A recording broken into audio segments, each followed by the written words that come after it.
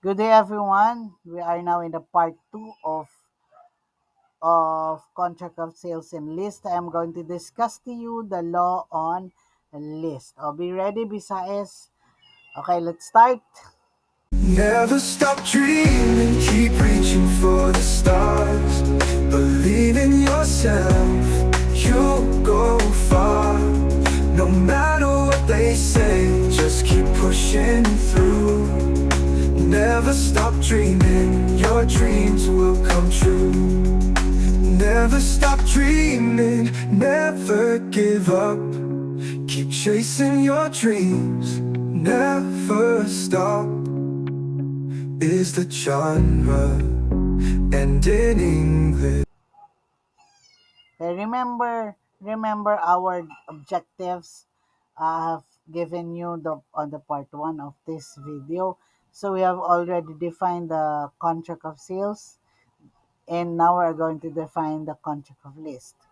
We are going to distinguish sales and list now, and then I'm going to give you also the essential requisites and obligation of the parties and law on list, and at the end we are going to distinguish I'm going to discuss the remedies and rights and remedies of contract of list, and then distinguish the two, the law on sales and list. Okay, we are now in the part two, the law on list. What article now is the contract of list in the new civil code? Comment it down below. Medyo madami-dami nakakuha ng point last time. Okay. Contract of list in the new civil code is under Article 1643. One of the parties binds himself to give to another the enjoyment or use of the thing for a price certain and for a period which may be definite or indefinite. Okay, what are the essential requisites or elements of list? So you comment it down below. So these are the elements of list: the consent, the object, and the cost. Same with the sales, diba? So here the consent is the agreement between the lessor and the lessee. Kanina, the buyer and the seller. Now, the lessor and the lessee. The object is the thing to be listed. Okay, and the cost is price in certain or the rent, of course. Let's discuss this one by one. The consent must be agreed upon by the lessor and the lessee. The It must be the thing to be leased and the price of the rent. Ano ba yung pag-uusapan nila? So the lessor is the owner or the lawful possessor of the thing, and then the lessee will be the user. Without the consent, there will be no valid lease. 'Di ba? In this example, sabi ni Juan agrees to lease his apartment to Pedro for 10,000 per month. So there is a consideration or the cost. There is also the object and the consent between Juan and Pedro. Malinaw? Okay. Thumbs up naman sa comment. Thank you. So object. What will be the object? Ang object, pwede siyang movable or immovable. Pag movable, di ba, may mga rent-a-car, di ba? Or gowns or suits na pwede niyong i-rent. So, movable. Immovable, pwedeng farmland ang i-rent nyo. Pwedeng house or the building. Hindi man pwedeng house and lot. House and the building. Kung magbi-business kayo, the unit in the building. And of course, you have to consider, you always have to consider that the things to be the object of the contract is lawful and within the commerce of men. Okay. And then the cost, the price certain. Ano ba pinag-usapan yung presyo? The consideration in the list is the rent. Must be in certain and definite. The rent can be a money, a fruit, or a service. Bakit fruit or service? Kasi pwede yan yung ibayad yung consideration. Halimbawa sa farmland, sa mga probinsya kasi, kunyari, ang rerentahan nyo is palayan. So there are times that they are not talking about the money as a consideration. Minsan binibigyan nila, o ilang sacks or kaban na palay ang ibabayad mo at the end of pag-anihan na. So that can be a consideration. It really depends on your stipulation. If the rent is agreed upon, the contract, if there is no rent agreed upon, kung magkano, walang magiging consideration. The contract is not a list, but it could be a comodatum or gratuitous loan. 'Di ba diniscuss natin 'to, gratuitous loan for use last time, yung comodatum in mutuum, remember?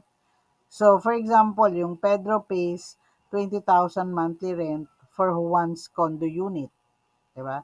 So, there's a consideration, definite siya. Ah, so for a valid lease, to sum up, for a valid lease, dapat merong consent, yung agreement, plus the object, the thing to be leased, and or plus the cost or yung rent or yung price na babayaran. Sabi natin kanina sa other videos na yung buyer and the seller have their obligation to each other. Now, what is the obligation of the lessor? Lessor, ano naman ang obligation niya?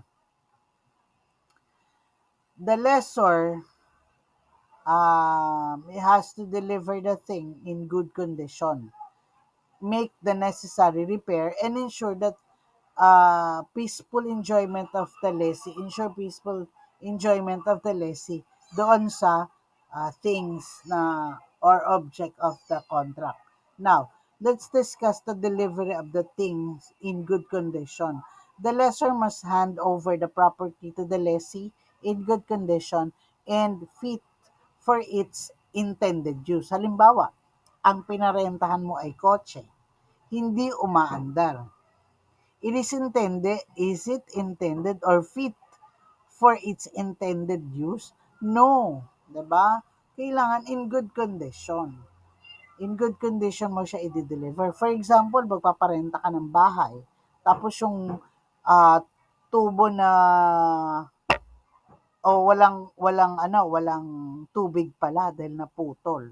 So, hindi siya intended to live in, 'di ba? So you have to give the lessee the things na napapag-uusapan in good condition. So, yung pag may existing defect for proper use, kailangan ipagawa muna ni ni lessor. O kaya naman, the lessor must prepare or disclose the thing na kailangang malaman ni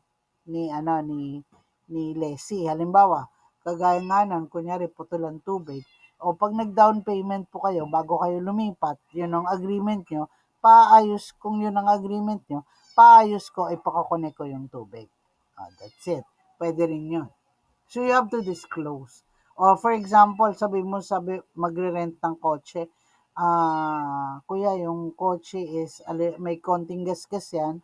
Pero pag nag-down payment ka, nag-down ka na ngayon, papaayos ka yan para maayos mo din. Maganda rin na ipipresent mo kung saan ka man pupunta o magagamit. Okay? It depends on the stipulation. But you have to give or deliver the thing in good condition to the lessee. Okay. Make necessary repairs. The lessor is bound to make all necessary repairs to keep the leased property suitable for the agreed use. So you have the obligation, yung lessor, to make the necessary repair. Pero pag mga ordinary small repair due to normal wear or yung normal use that may fall to the lessee, ang lessee na ang pwedeng mag-repair niyan. For example, sa house, yung lessee nakatira na doon, tapos napundi yung ilaw, it is just a minor repair and alam nyo naman na talagang ginagamit niya yan araw-araw. So you have to replace the bombilya or the bulb. But if the repair cause a major repair,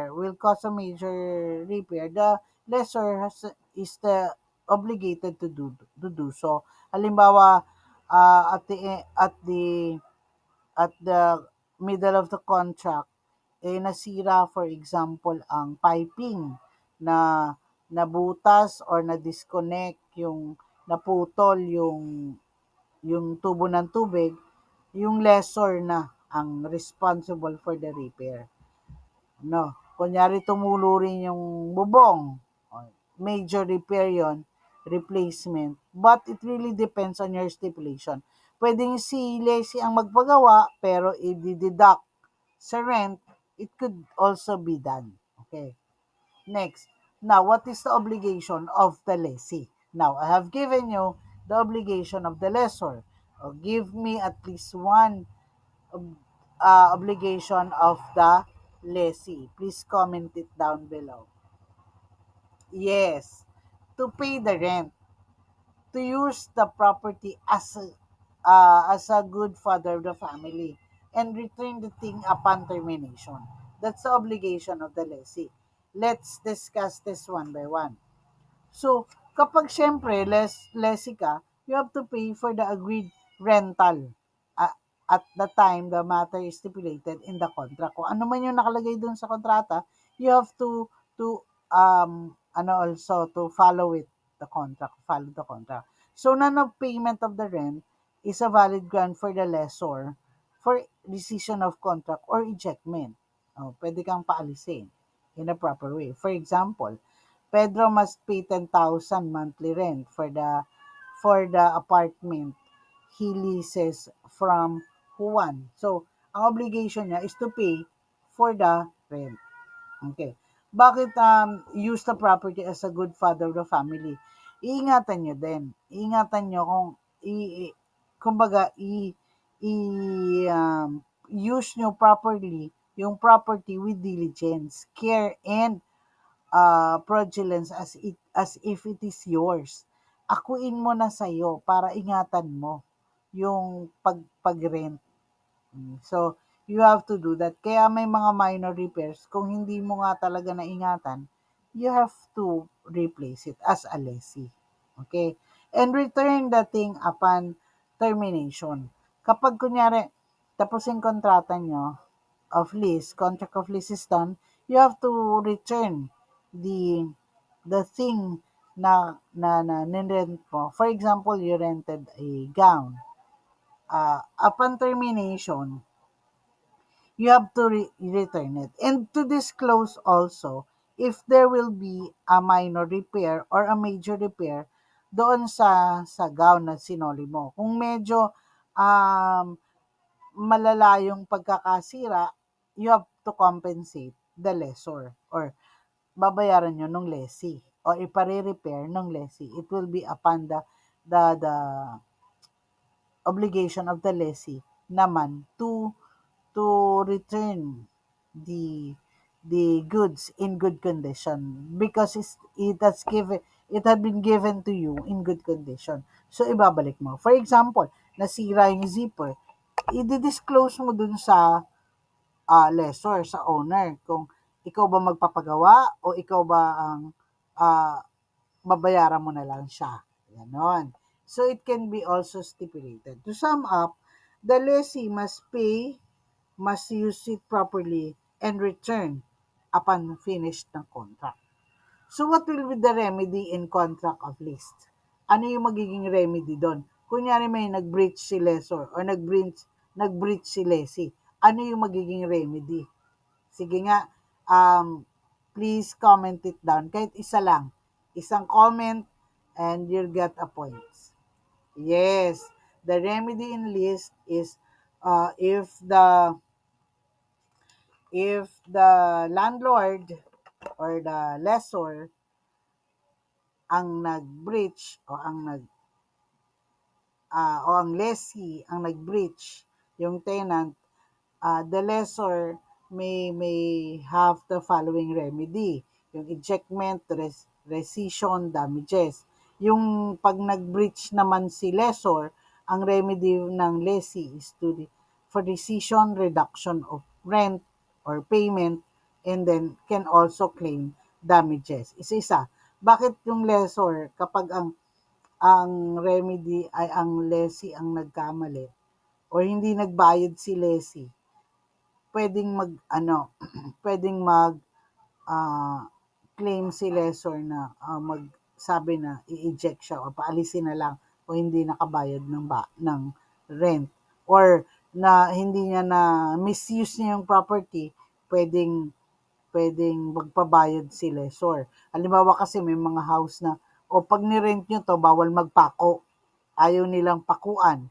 So kapag nagpako ka, the lessor will be compensated to the mga paku-paku niyan or iaayos niyan.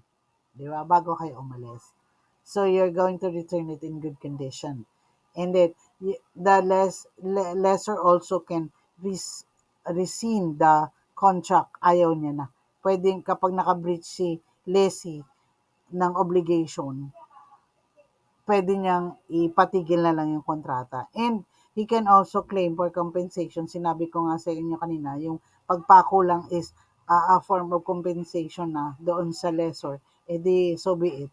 Kung yun na pag-agreehan nyo, the lessee will pay for the damage to wall. Paano naman kung si lessor ang nag-breach? Ano yung remedy ni lessee? So, rescission of contract. Sabi niya, ayoko nang magtuloy ng pagre-rent, lilipat na lang kami. So, the lessee may cancel the lease if the lessor fails to comply with the obligation.